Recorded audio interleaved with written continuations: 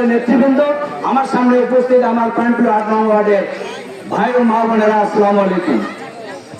আসলে আমাদের সময় খুব অল্প, আমাদের প্রধান অতিথির কথা আছে, আমরা যদি বেশি কথা বলতে চাই তাহলে প্রধান অতিথির কথা শোনা হবে না। যাই হোক, আমি বেশি কথা বলবো না।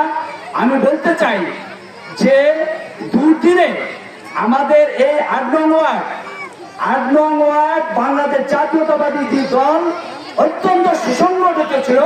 পাটগ্রাম পৌরসভার 9টি ওয়ার্ডের ন্যায় আজকে 8 নম্বরেও শক্তিশালী হতে হবে। সংগ্রামী নেতৃবৃন্দ, আমি আমার বক্তব্য দীর্ঘায়িত না করে সবাইকে ধন্যবাদ জানিয়ে শেষ করছি। খোদা হাফেজ, বাংলাদেশ জিন্দাবাদ। সকলকে ধন্যবাদ। বড় ভাই আল্লাহ হাফিজুর রহমান হাফিজ ভাই, বিশেষ অতিথি হিসেবে উপস্থিত আছেন বন্ধুবার জাহাঙ্গীরগড়ের স্বামীন।